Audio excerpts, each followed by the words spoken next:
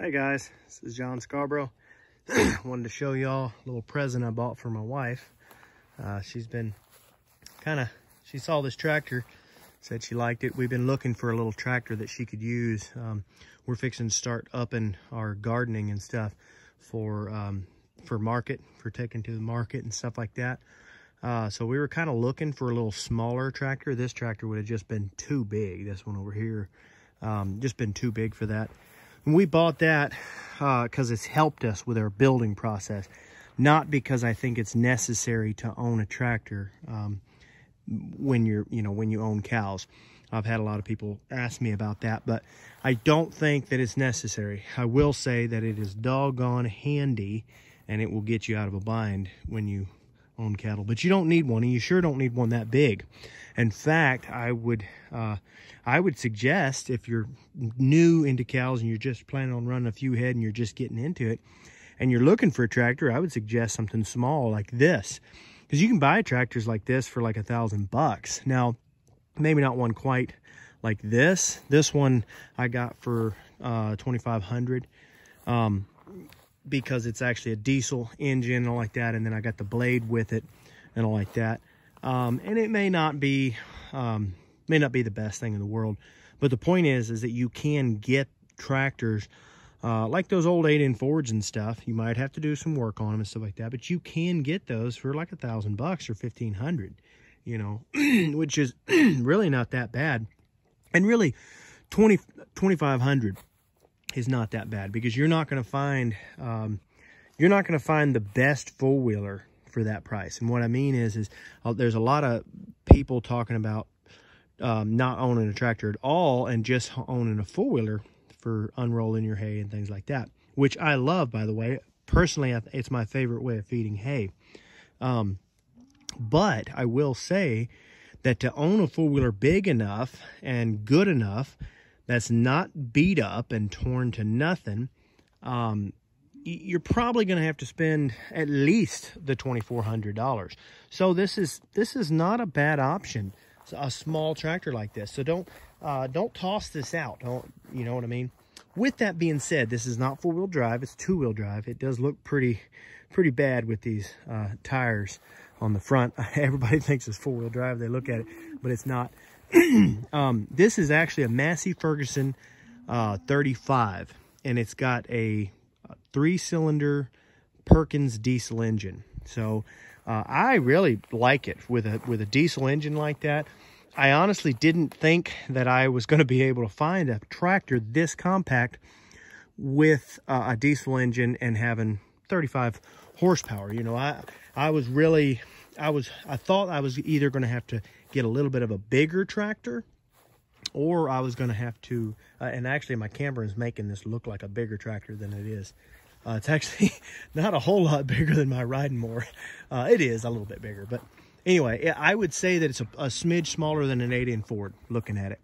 A little bit on the body size, but the horsepower is much better, and everything else about it is much better. I would call it an 8-in Ford on steroids, is what I would say. But anyway, this is a great little option, guys, if someone's looking for a little tractor like that, or anything. It does not even have to be this nice.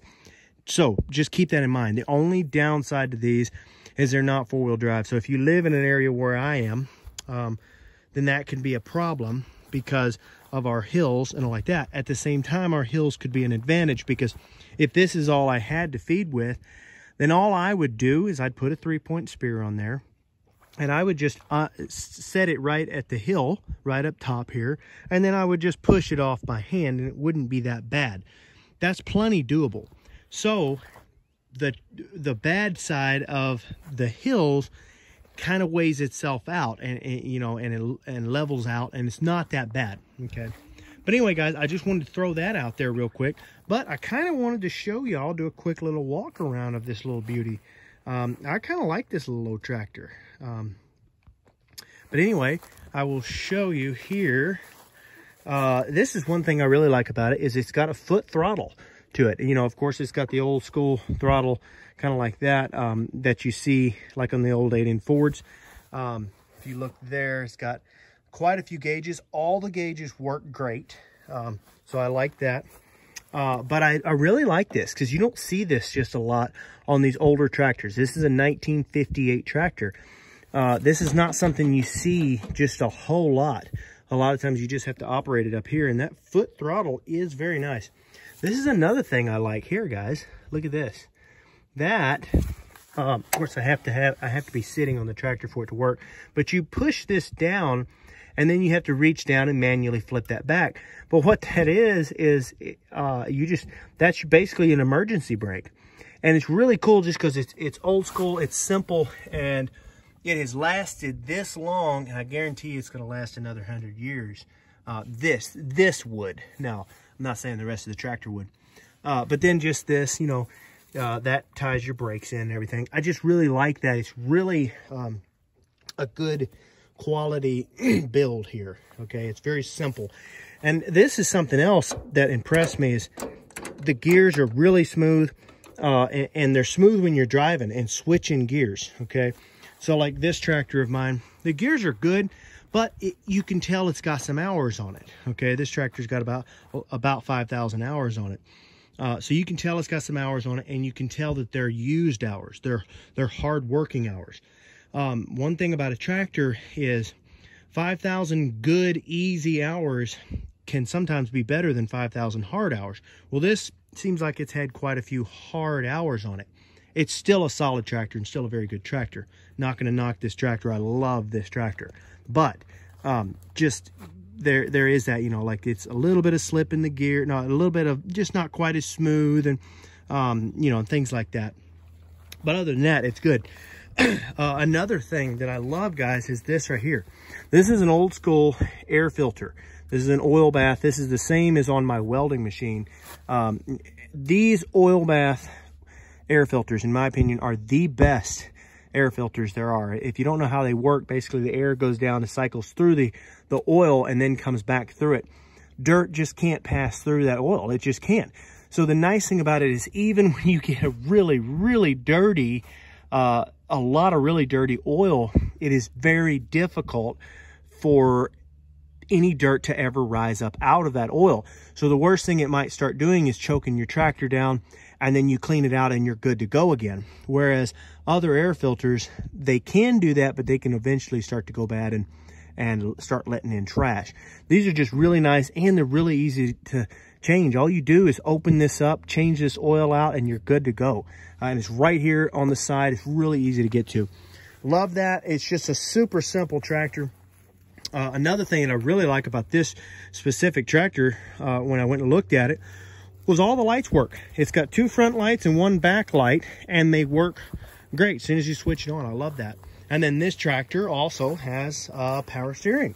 Okay, this is a power steering, extra fluid for the power steering. These are the little pumps there. I mean, yeah, I can't talk right now, but I think y'all know I can hardly ever talk. But anyway, these are your cylinders, and then it's got the pump. I think this might be the pump. Power steering pump. I'm not sure. No, that's not the power steering pump. What am I thinking? Anyway, so it's got all of that, and so that's really cool, guys. It does have a power steering leak. However, it comes out right in here. I'm gonna get that fixed. That's not a huge deal. I talked to a good friend of mine. He's a diesel mechanic. He said it's not a huge deal as far as that goes. So I will have to take care of that. And then it's got some minor leaking around here, like around these little hoses and things like, I mean, these inlet and outlet lines. So there's minor leaking, but that's not a big deal at all. If you see something like that, it's not a huge deal. But so this is, I am just well pleased with this thing. I just love it. Everything about it just looks like it's been well taken care of. The guy just threw this blade in with the deal. Of course, that's fairly typical to throw some kind of piece of equipment in, especially with a smaller deal. This actually is a 6-way blade. Now, it needs some work, and I may not ever fully fix it. I don't know. But it is kind of cool that I got a 6-way blade. A 6-way blade is kind of a rare thing to get thrown in, or at least for me it is. But it is a small blade, which is good for this tractor but at the same time, I'm probably not just going to use it a whole lot. But I did go out and play around on my driveway a little bit, trying to get it smooth back up. And I got to tell you, I'm kind of impressed. It works harder than I would have expected. Really, it does pretty decent. So I've been well pleased with this, guys. I guess, I mean, everything is just super simple. It's very easy to fix, you know, and that's for me, okay? So for y'all, it might not be. You may not be mechanically inclined. And if you're not, then you're either going to want to forget about the tractor idea and stick to the four-wheeler idea, which is why I think a lot of people go that route, and I think it's good, okay? Because to get a tractor that you're not going to have any problems with ever, you're going to need a much newer tractor, and then when it does have a problem, you're going to need somebody else to work on it. But if you are mechanically inclined and you have a place to do it, that's part of the thing. You don't need something special, but you do kind of need something, you know. That is the beginning. But don't be scared of it. If you do your research and you try really diligently, you don't just get impatient. You know what I mean?